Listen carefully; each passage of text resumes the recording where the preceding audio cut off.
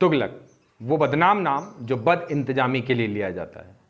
तुगलकी फरमान, किसके कारण ये नाम इतना बदनाम हुआ?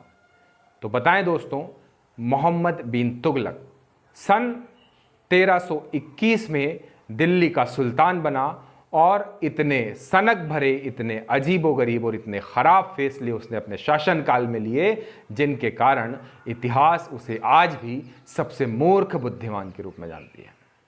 तो दोस्तों, आज हम बात करेंगे इब्न बतूता के द्वारा तुगलक के दौर में भारत की स्थिति की। नमस्कार, आदाब, सत श्री अकाल।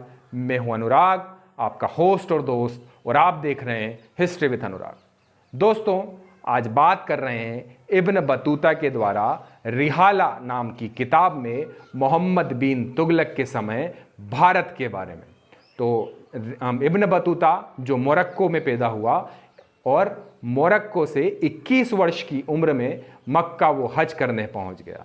वहां से कुछ मुस्लिम संस्थाओं ने उसे दान दिया और वो सारी दुनिया घूमने निकल पड़ा, और इसी तारतम्य में वो पहुंचा भारत उस समय 1333 के आसपास बताया जाता है कि वो पहुंचा था, और उस समय भारत का सुल्तान था मोहम्मद बिन तुगलक। वही तुगलक जिसके बारे में मैंने आपको बताया, जिसके फैसले बड़े सनक भरे होते थे। इब्न बतूता तुगलक से मिला। तुगलक को पता चला कि इब्न बतूता मक्का से आया है और खलीफा के द्वारा संचालित कुछ संस्थाओं ने उसे दान दिया है। खलीफा की नज़र में अच्छा बनने के लालच से इब्न बतूता को दिल्ली का शाही काजी नियुक्त कर देता है, और लगभग 7 सालों तक इब्न बतूता दिल्ली का शाही काजी बना रहता है। बाद में जब इब्न बतूता मोरक्को पहुंचता है तो वो किताब में यात्रा वृत्तांत लिखता है और कहानियां बताता है भारत की, तुगलक के समय भारत की। कई सारे किस्से रिहाला में लिखे हुए हैं, उनमें कुछ प्रचलित किस्से मैं आपको सुनाने जा रहा हूं। दोस्तों, एक बार तुगलक के समय दिल्ली के निवासियों ने तुगलक की बद इंतजामी से परेशान होकर सीलबंद डब्बे में लिफाफे रखे, चिट्ठियां रखी और उनको शाही दरवाजे के सामने फेंक दिया गया, और उनके ऊपर लिखा गया था कि केवल शहंशाह या सुल्तान ही इसे पढ़े। तो सैनिकों की हिम्मत न हुई कि उन डब्बों को खोल पाए। वो सीधे सुल्तान के पास पहुंचाए गए। तुगलक, मोहम्मद बिन तुगलक ने जब उन डब्बों को खोला, उनमें खत पढ़े, तो उसके गुस्से का पारावार न रहा। उसमें तुगलक को भर भर कर गालियां लिखी गई थी और उसकी बद इंतजामी को बुरी तरह कोसा गया था। तुगलक इतना कुपित हुआ कि उसने तुरंत एक सरकारी आदेश जारी किया और कहा कि दिल्ली के जितने भी निवासी हैं तुरंत दिल्ली छोड़कर चले जाएं। सारी जनता परेशान हो गई और मजबूरन राजा के आदेश के कारण दिल्ली उन्हें छोड़ना पड़ा। अब उसके बाद भी तुगलक का मन न भरा तो उसने अपने सैनिकों को भेजा और कहलवाया कि जो भी व्यक्ति अब दिल्ली में बचा है उसको बांधकर, घसीटकर दौलताबाद ले आया जाए।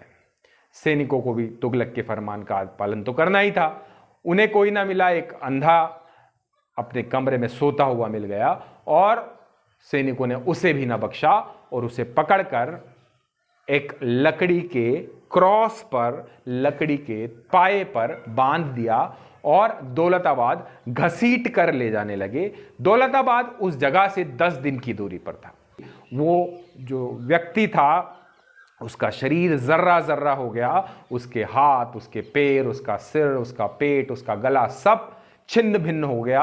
और दौलताबाद पहुंचते पहुंचते स्थिति ये रही कि केवल उसका एक पैर बचा, वो दौलताबाद पहुंच पाया और उस पैर को सैनिकों ने राजा के आदेश के अनुसार दौलताबाद में फेंक दिया। इस तरह के अजीबोगरीब फरमान जारी होते थे। एक बार कुछ धर्म प्रचारकों का सोना कुछ हिंदू लुटेरों ने लूट लिया, युवकों ने लूट लिया। तुगलक ने आदेश दिया कि उन्हें तुरंत पकड़ा जाए और जब उन्हें पकड़ा गया तो तुगलक इतना गुस्से में हुआ कि उसने आओ देखा ना ताओ खुद ने ही उन युवकों को अपने हाथों से पीट पीट कर मार डाला। एक समय का किस्सा इब्न बतूता बताते हैं कि दिल्ली में एक वजीर उस वजीर की हत्या का प्रयास किया गया और उस प्रयास में एक व्यक्ति शामिल था जो असफल हुआ और सैनिकों द्वारा उसे पकड़ लिया गया। पकड़ने के बाद जब उसे तुगलक के सामने पेश किया गया तो तुगलक ने उसे एक बड़ी खूंखार सजा दी। उसे हाथियों के सामने फेंक दिया गया।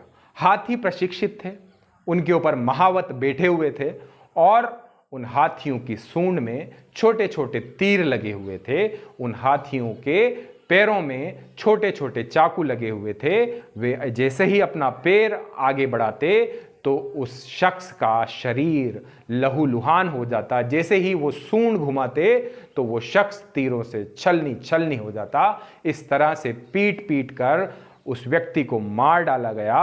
उन हाथियों ने उसे सूंड और पैरों से कुचल कुचल कर और उन चाकुओं से गोद गोद कर मार डाला। इस तरह की खूंखार सजा उन्हें दी गई। कंबाया शहर की एक बार की घटना इब्न बतूता ने वर्णन किया है कि कंबाया शहर में एक शेख रहता था, शेख हैदरी। शेख हैदरी अपनी भविष्यवाणी के लिए बहुत मशहूर था और कई सारे व्यापारी और कई सारे नागरिक उसके मुरीद थे, उसे कई सारा चढ़ावा देते थे। शेख का एक चचेरा भाई था काजी जलालुद्दीन। काजी जलालुद्दीन मोहम्मद बिन तुगलक के खिलाफ विद्रोह कर देता है और मोहम्मद बिन तुगलक खुद उस विद्रोह को दबाने के लिए गया और उसने काजी जलालुद्दीन को जिंदा पकड़ लिया। उसको जिंदा पकड़ने के बाद उसे शाही दरबार में लाया गया, किले में लाया गया और सजा सुनाई गई कि इसको जान से मार दिया जाए, इसको मृत्युदंड दिया जाए और उसे मृत्युदंड दे दिया गया। लेकिन उतने पर तुगलक का मन न भरा, उसने उसके शरीर को काट दिया, उसके मांस को चावल के साथ भूना और हाथियों के सामने उस चावल और मांस के को परोस दिया। जबकि हाथी तो शाकाहारी होते हैं। मोहम्मद शाह तुगलक के दिमाग का क्या कहना कि उन शाकाहारियों के सामने मांस फेंका गया, हाथियों ने उसे ना खाया। इस तरह का दिमागदार राजा था मोहम्मद बिन तुगलक। मोहम्मद बिन तुगलक के दरबारियों ने कहा कि काजी जलालुद्दीन को उकसाया गया है, उकसाने में शेख हैदरी का हाथ है। जब सबूत की बात आई तो दरबारियों ने एक टोपी दिखा दी कि यह टोपी काजी जलालुद्दीन के पास मिली है जो कि शेख की टोपी है। इतनी सी बात पर तुगलक मान गया। उस सबूत को सही मानते हुए उसने शेख हैदरी को भी प्राण दंड की सजा दे दी, मृत्युदंड की सजा दे दी।